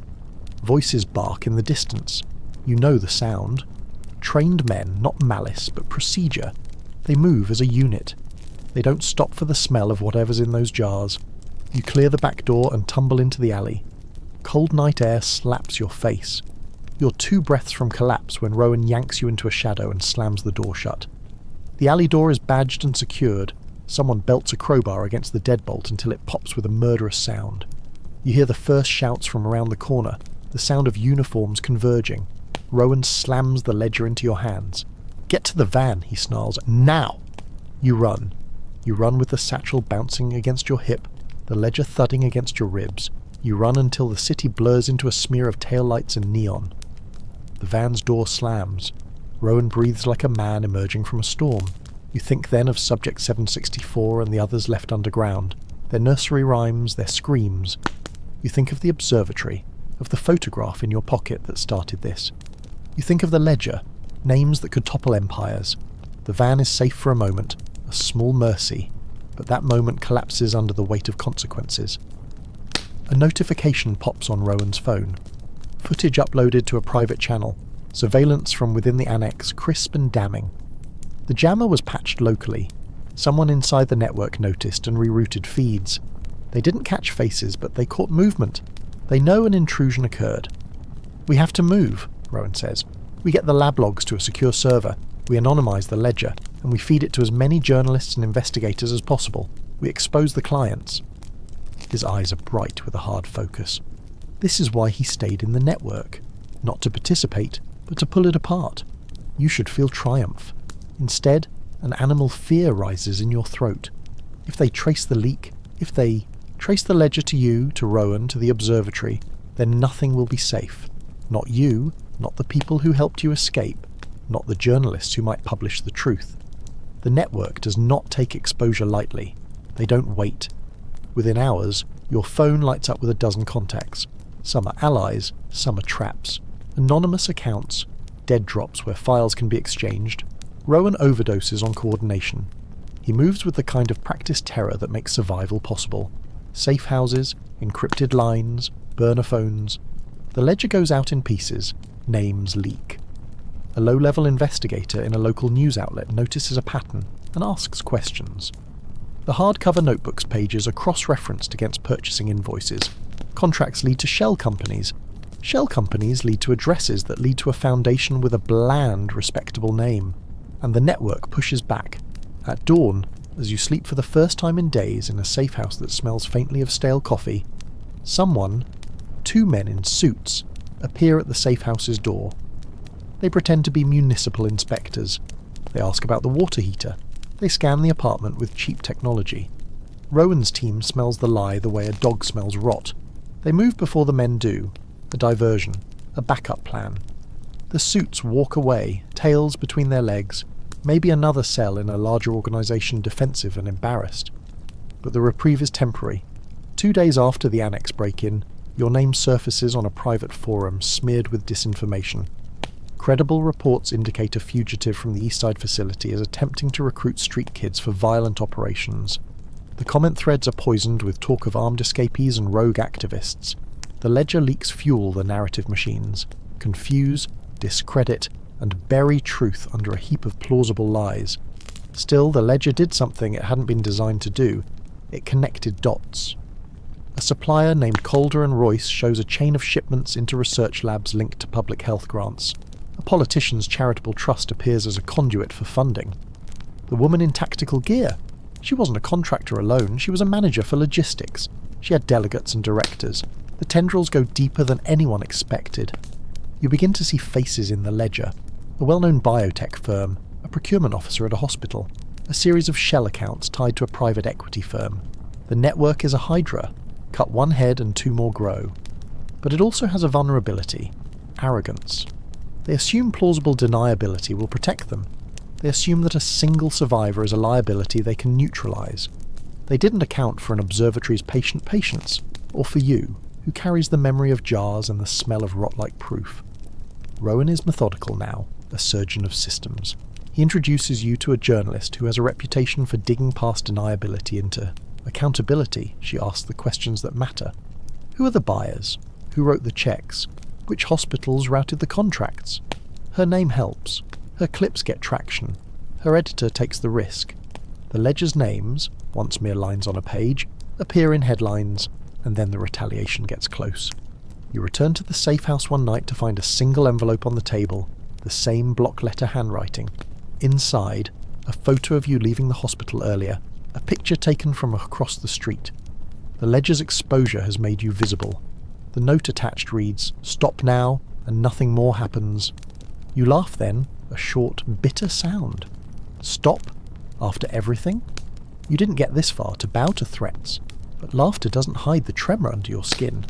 It doesn't wipe the memory of Sub-Level 1 stabbing at your back like a ghost. You push forward anyway. You appear on camera with the journalist. You give an interview that is careful and guarded. You show the notebooks, vetted, redacted, given to investigators. They air a segment, and for a heartbeat the network's operations are public. Viewers recoil, donations dry up, contracts get delayed, but as exposure grows, so does the danger. 1 week after the segment airs, a squad of men in plain trucks follows Rowan's safe house route. They move like operators. They don't ask questions, they sabotage. The vans are burned, incendiary devices tossed in the alley. The message is clear. Safety was an illusion. You narrowly escape a raid on the safe house when Rowan receives a tip-off from a mole. Someone still inside the network who wants out. The mole tells them the network is consolidating, moving assets underground, and that they're about to enact a more brutal plan to silence leaks. They will not hesitate to purge entire facilities if it saves them exposure, the mole warns. They will eradicate witnesses. Suddenly the fight isn't just about ledger names, it's about survival for everyone who has ever been touched by those walls. You keep pushing. The information network you and Rowan build is ragged and beautiful. Hackers, whistleblowers, a surgeon who lost a wife to a suspicious clinical trial, a pastor whose daughter disappeared. They bring skills and stories. They bind together like crude stitches over a wound. And then, during a midnight exchange in a parking lot, a hunter, one of the enhanced subjects, intercepts your courier. It moves with a speed and brutality that cannot be mistaken for anything human. It is precise, efficient. It leaves the courier alive enough to stagger back and warn you with a blood-slash message. They can be outside. They can still find you. You hesitate. It's a momentary lapse that costs you. A surveillance camera you thought disabled catches a sliver of your face. The network has resources you didn't anticipate. Private eyes, hired cleaners, and an appetite for surgical reprisals. You realise then that this is no longer a war you can win with leaks and headlines alone. Their reach is too broad, their cruelty too deep, so you change your tactics. Instead of broad exposure, you narrow the target. A procurement manager in Calder & Royce who signs purchase orders. A low-level contractor who can be flipped. You smear false leads through accounts to bait and trap. You orchestrate a sting, a staged sale of a fake compound, traceable to a shell account that leads investigators, now motivated and politicised, straight to the procurement manager's office. It works. The manager confesses when confronted with the ledger's receipts and an agent's quiet threatenings. He testifies about money trails. He tells names. He cracks like frozen glass. But every victory is Pyrrhic. For every person you unmask, another takes the mantle. The network evolves. They burn one node and fold into another. It's like pinching an enormous shifting bruise, painful and temporary. You feel the cost in small things. A friend disappears one night after a meeting. Another's phone stops replying. Rowan grows quieter. He watches doors. He sleeps with one eye open. The hunter you saw in the parking lot, the thing that used to be a person, becomes a symbol in your head. Proof that the network's creations live between the city's shadows and its boardrooms. Still, the ledger's leak has done what you needed it to do. It initiated cracks. The public wants answers. Investigations open. A congressional committee asks awkward questions in public hearings. The biotech firm issues a canned statement about internal reviews. Someone in the network panics and overreaches. A shipment bound for a research annex is intercepted by authorities who can't explain how they knew where it would be. These wins are small and they are expensive. You lose sleep, you lose innocence. But the world is shifting, imperceptibly, maddeningly, toward accountability. At the edge of that fragile progress, Rowan gives you a look that says what he no longer trusts himself to say aloud. We'll need a decisive blow, a facility exposed with incontrovertible proof, not just ledgers, but samples, staff lists, confessions. We need a place they can't rebuild overnight. You think of Sublevel 1 and its jars, of the brain that used to belong to Subject 783, of Dr. Kane and the way he laughed as if human life were an equation to be balanced. You think of the woman in tactical gear who called the purge, of buyers, of shell companies. You are tired. You are afraid. You're angry in a way that tastes like iron. But the ledger has taught you a lesson that survival did not. Names are weak, but structures can be brought down from within. The network depends on redundancy. It depends on secrecy. It cannot survive a thorough, unrelenting audit paired with public outrage. So you plan.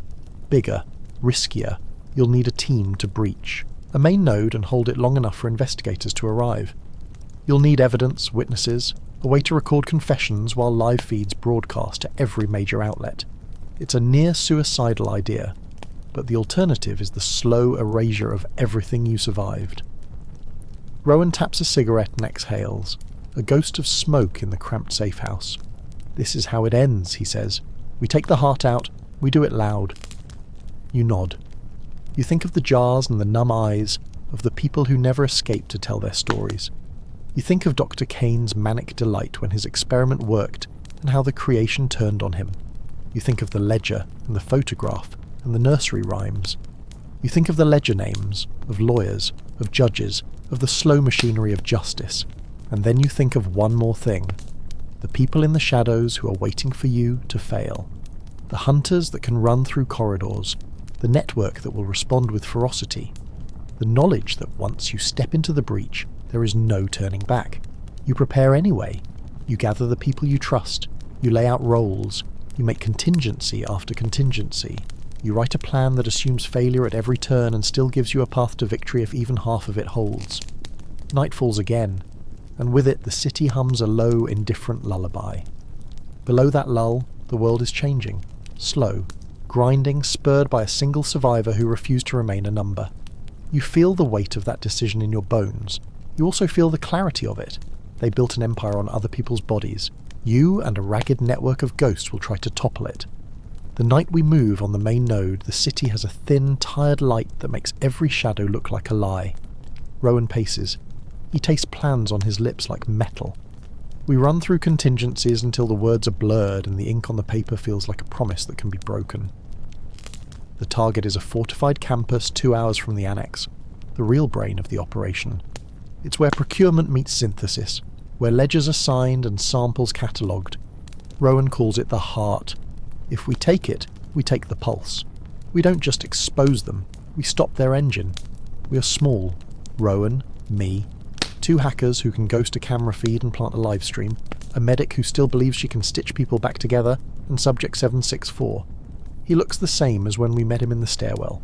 Raw, broken, and somehow steady. He carries nothing but a blade and a stare that says he remembers what they did.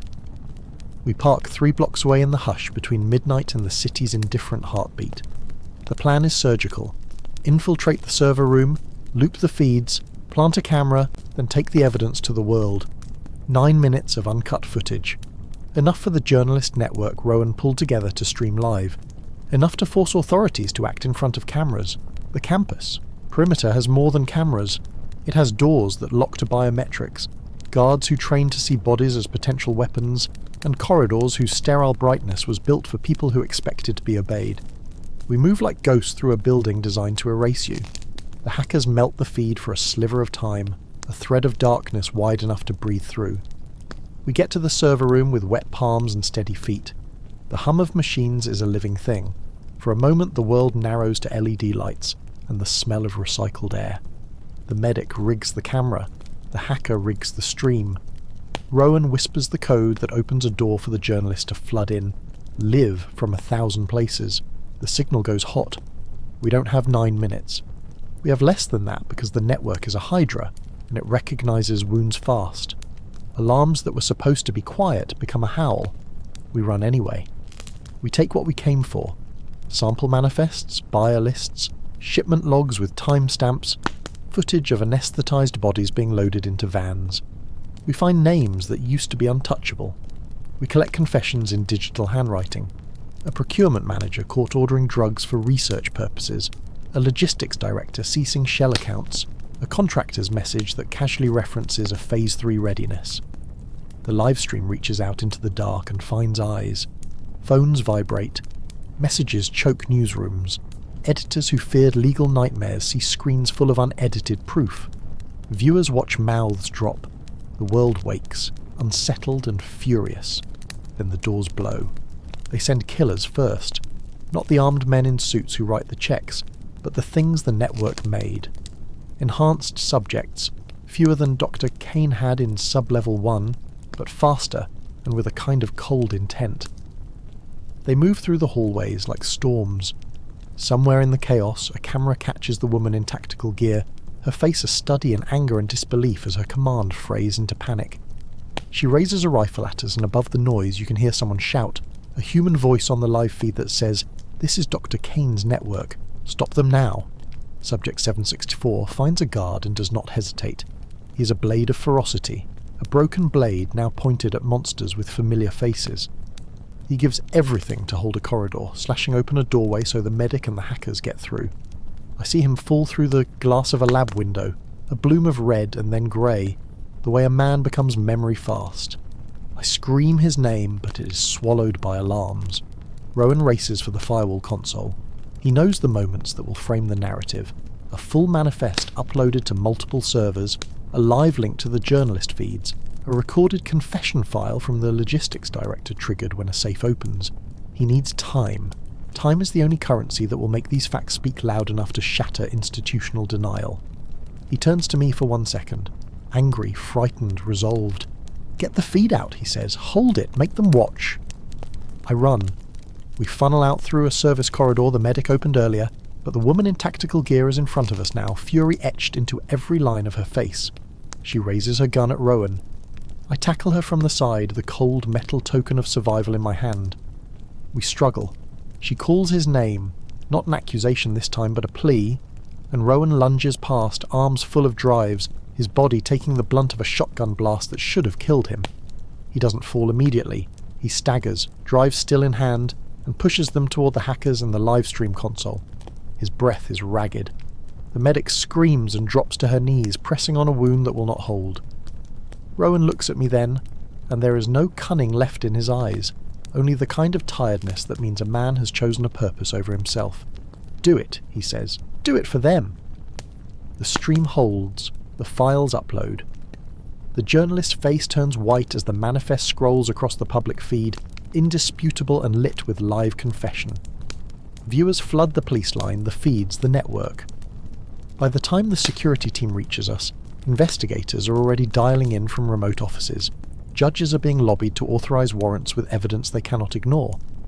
Rowan dies on the floor beneath a console that once hummed with calculation. He dies the way people die when they choose to make their end meaningful. Direct, used up, brave. The medic does what she can and cannot save him. We hold him while his breath thins and then stills, and he becomes, in the end, something like a proof that the small can fight the vast and sometimes win. The woman in tactical gear, logistics manager, enforcer, protector of the ledger, drops to her knees after the barrage, handcuffed by investigators who arrive in time because the feed made them move. She looks at the bodies around her with a kind of quiet I can't name. She turns her head toward me once, the apology or accusation in her eyes. Then the officers pull her away. The live feed does something I had thought impossible.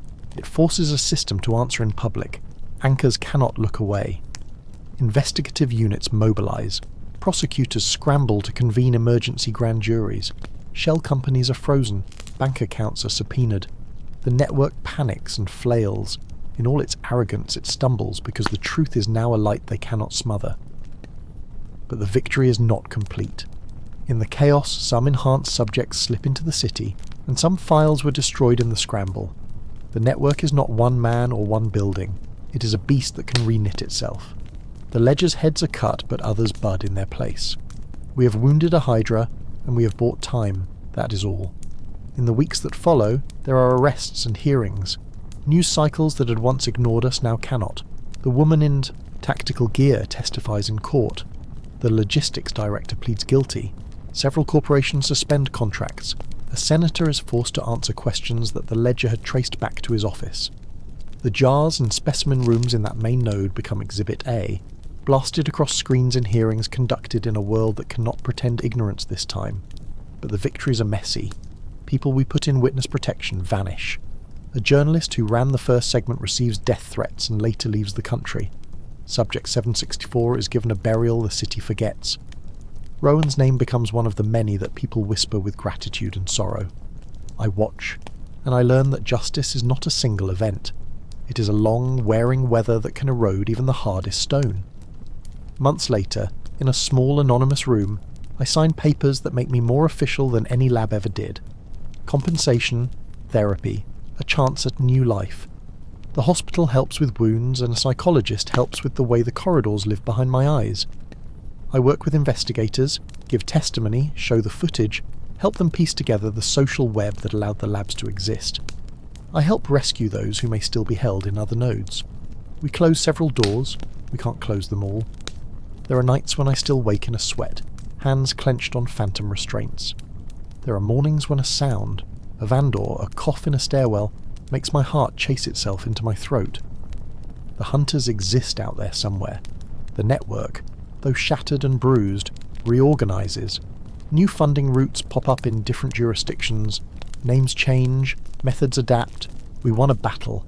The war is not over, but we also did something else. We made it visible. The jars were named. The buyers were exposed. Entire departments once answerable only to quiet meetings are now under public scrutiny. People who were complicit were stripped of power. New regulations, imperfect and late, tighten procurement oversight. The ledger becomes a textbook for investigators. Survivors gather and form an advocacy group. We lobby, we testify, we mentor runaway witnesses, we keep the story alive. In the quiet that follows those thunderous months, I stand on a rooftop and tear the hospital tag from my wrist. The last little numbered thing they could point to and say I was just data. I fold it and put it in a drawer. I do not replace it with a name. Names are complicated and slow. Healing is not simply a word.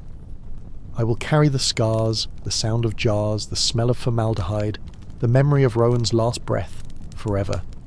I will go to hearings and press conferences. I will sit with other survivors and listen to their stories and help them speak. I will teach investigators how to read ledgers for the lies beneath.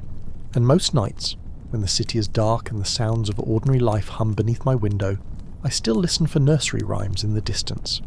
I listen for the echo of someone who was made a monster by other people's profit. The network learned not to assume. It learned that a single survivor can write their ledger in public, and that a live camera will not allow complacency. It will grow again, perhaps in another place, in another guise. That is the price of human curiosity and human greed. We did not end the evil. We made it accountable. We did not cure the wounds it made in people. We taught the world their names. We did not bring everyone back. We pulled a heart from a beast and held it up where others could see. When the day is done, I go home to a small apartment that smells of coffee and life and little else. I sleep with one eye half open sometimes. I do not feel safe the way ordinary people feel safe, but I feel different from who I was on that table. I do not want to be a number anymore. Numbers are what they gave me when they took my life away. I keep the memory of 793 as a map, but not as my whole self. I help other survivors take their numbers off too, one by one, in courtroom testimony, in interviews, in small acts of ordinary living that, stitched together, look like recovery. And when I walk past one of those grey forgettable office buildings, I do so with a careful, dangerous hope. We put a light under something that had for so long existed in shadow. That light will continue to burn, because we will keep it burning, not for revenge, not for glory, for the people who never woke up to tell their names, for Rowan, for Subject 764, for everyone who became a ledger entry instead of a person. We did not let them be erased entirely. No ending is perfect, no ending is simple. But when the cameras leave, and the world moves on, and the jars are catalogued into evidence boxes, I keep moving forward. I repair what I can. I make sure the story is told. I do not forget. And late at night, when the city hums like a living thing beneath my window, I whisper, not a number, not quite a name, but something true. I am still here.